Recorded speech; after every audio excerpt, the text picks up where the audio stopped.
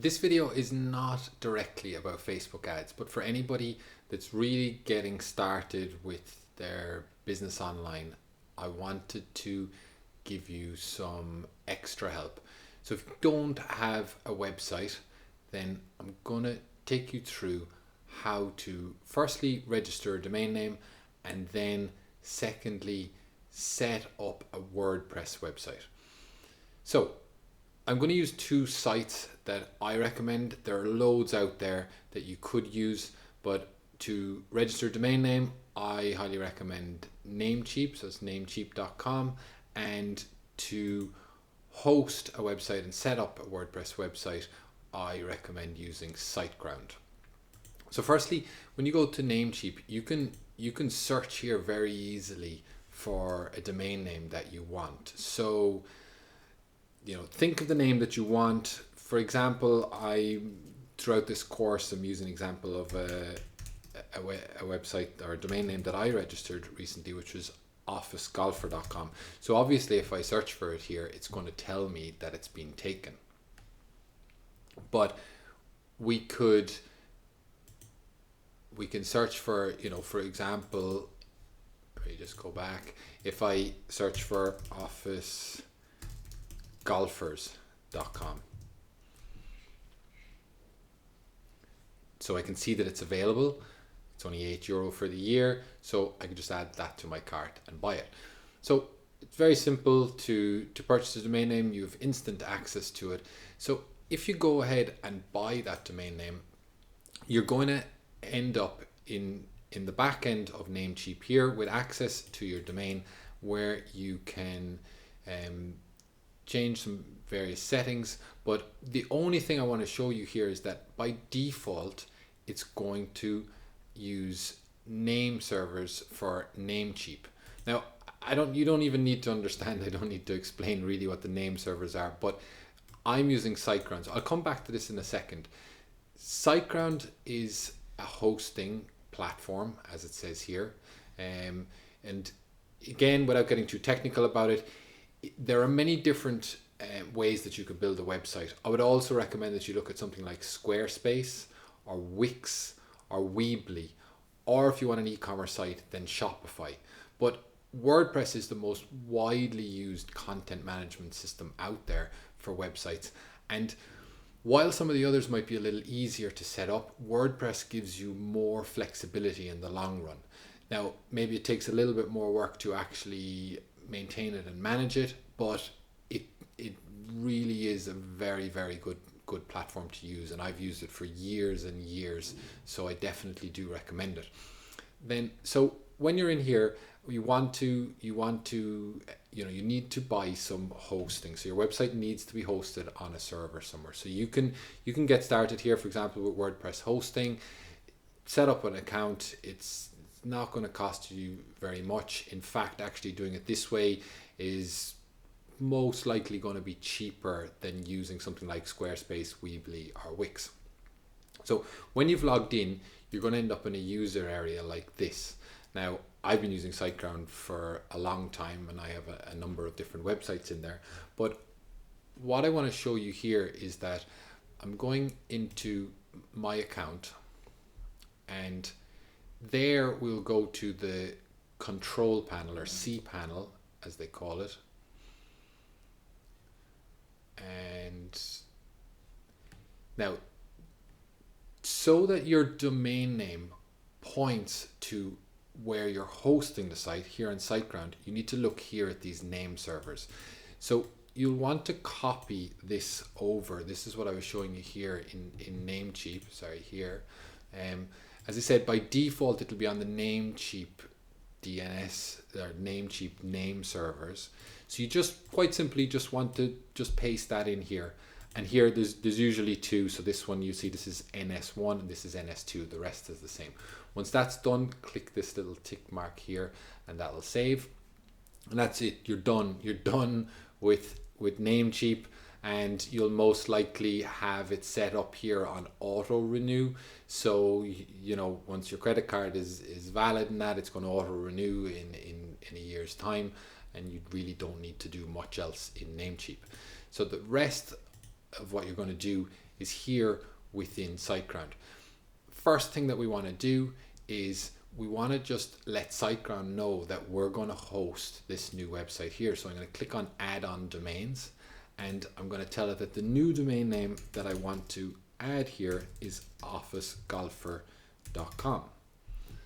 Perfect. It gives me a green tick. It's all good. I will generate a password here, even though the way I'm going to, that's for FTP, which is file transfer. Again, you don't really need to know that if that sounds too technical to you, because we're going to set up WordPress in an automated way. But anyway, here it's giving me this password. I'm going to copy it. So I've done that.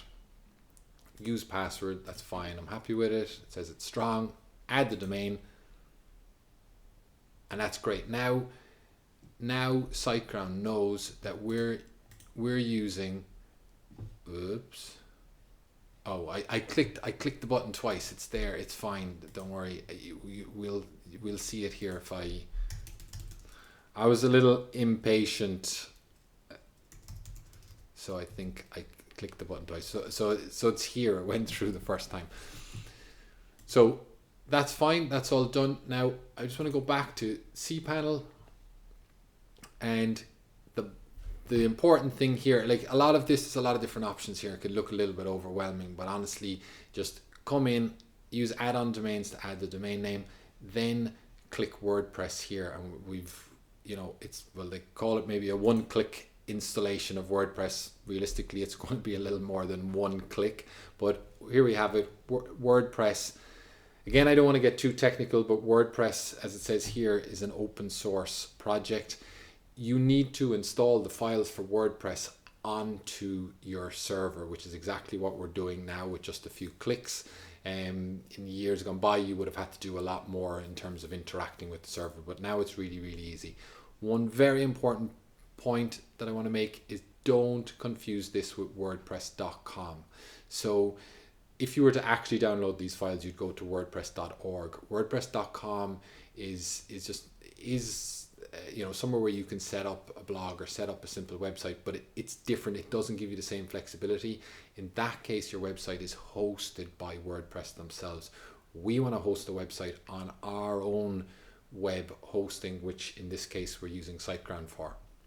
So I'm just going to click install now, and here I get to choose or find the domain. Obviously I have lots of domain names in here, but I want to find officegolfer.com.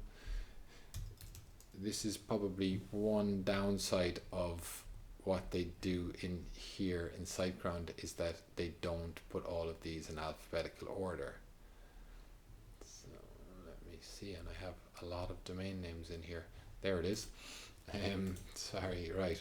So I can choose here if I want the www or not. Before I used to always like having the www, but now you see more and more sites without them. So by default, I'm going to say to go without it.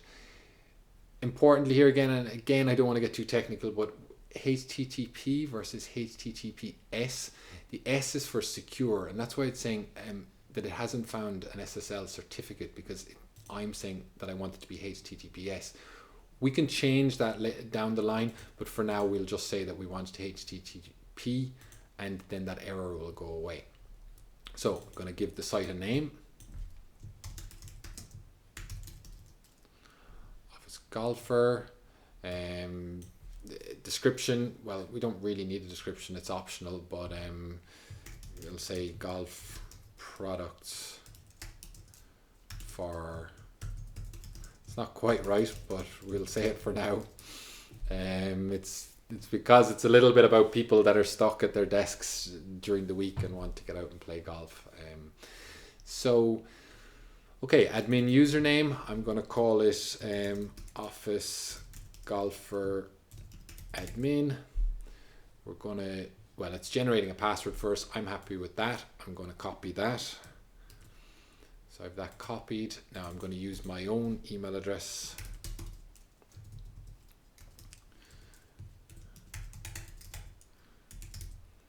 Perfect. Now the just to go through all the steps actually, I should have said here, well, at this version, this is fine, and here leave this unticked. We don't want it to be multi-site. We're going with English language. These are just some plugins that Siteground suggests, so just to make life a little bit easier. I'll go with both of them. This is like a security plugin to stop people trying to hack in or log in, and this is just because they've upgraded the editor, or released a new editor in WordPress, but a lot of people are used to the old one, the classic one, so it's nice to have the option in there, so you just put it in with a plugin. Easy setup, WordPress starter. It gives you some themes to choose from, so we'll go with that as well. The advanced options, we don't really need to. We could change some of these, but we really don't need to. So we'll click install.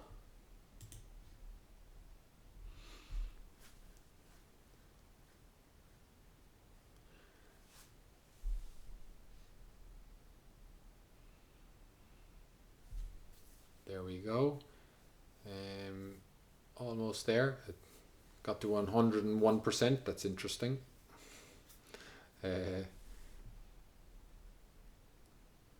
Okay, I mean, it did say this may take 3 or 4 minutes, but it seems that it's got to 100% already. So let me see. I'll just pause my recording in case this is going to take a while, and come back when it's done. And we're done. So WordPress is installed, as it says. It's here at officegolfer.com, and this is where we go to the admin panel. So if I just click this, officegolfer.com, there we go. We can see that we actually have a website in place. Doesn't look like much because there's no content, but if somebody did type in officegolfer.com, they would actually arrive at this website. And to go back here, you can see that we can get to the admin panel.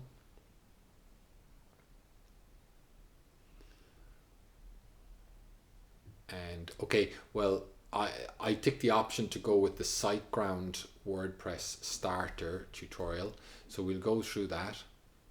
So it's going to help us customize it a little bit, which will make it look a lot better than what it looks here. So that's good. I mean, it's quite easy to do even if we didn't use the starter pack, but so we get to choose a theme from here. Now it is going to be an e-commerce site in time, but I think for the beginning I will just set it up a little bit more like a blog. But as you can see, like, these are all free themes, and a lot of them look very, very nice. So you can just choose one from there, or maybe even pick from over here. So like I said, I will go with online store eventually, but for now I just want to go with something more simple, maybe business or maybe blog. Let me see, what do I like?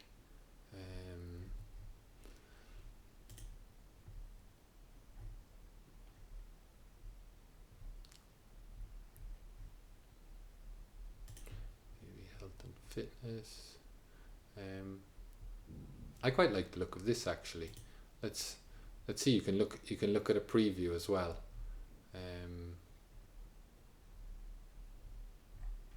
Yeah, I mean, it doesn't matter too much for now. We'll select that. Oh, an Elementor is like an editor. Again, it's just a useful way that you can drag and drop and build pages. So it says that the design that I chose uses Elementor, so like that's cool. We'll go with that. It's asking, do we want to add some other functionality? It's putting in a contact form. When I'm going to do the e-commerce, I will use WooCommerce. I guess we might as well select it for now, so it'll be there. We'll click continue. Now it's talking about marketing. I definitely recommend this plugin, Yoast SEO, for SEO, so we will select that. Google Analytics, well, you should always have Google Analytics on a website. There's a number of different ways you can add it, but using this plugin is a good idea too. And grow subscribers list. Again, it's good having opt-in forms. There are lots and lots of different ways to do it, but we'll go with that plugin as well. So we'll complete that, and now it's going to install those plugins. It's going to install that theme that I selected. Now the site is going to look and work much, much better. Again, this is maybe going to take a minute or two, so I'm just going to pause this recording and come back when it's done. Okay, and it's done. So everything is installed, and if we click here to go to the dashboard, you will see the WordPress dashboard. So here, depending on what theme you've picked, this dashboard and what plugins you've installed, this dashboard might look a little bit different. But the most important things to know is what's down here on the left hand side, particularly posts. That's where you'll put your blog posts, and pages is obviously the pages on your site. As you remember, I installed WooCommerce, which you can use for if you want an e-commerce site, or even if you just want one or two products, then WooCommerce is a great plugin for that. I also installed that SEO plugin as well, and there's various other things like appearance here. If you wanted to change that theme, it's very easy to do so there. And plugins, I won't go into the detail of it now, but there's many reasons why you might want a plugin to add additional functionality. For example, as you would see in my Facebook ads course, you will see that I use a plugin to install the Facebook pixel, which is very important, the most important thing that you need on your website if you want to run Facebook ads.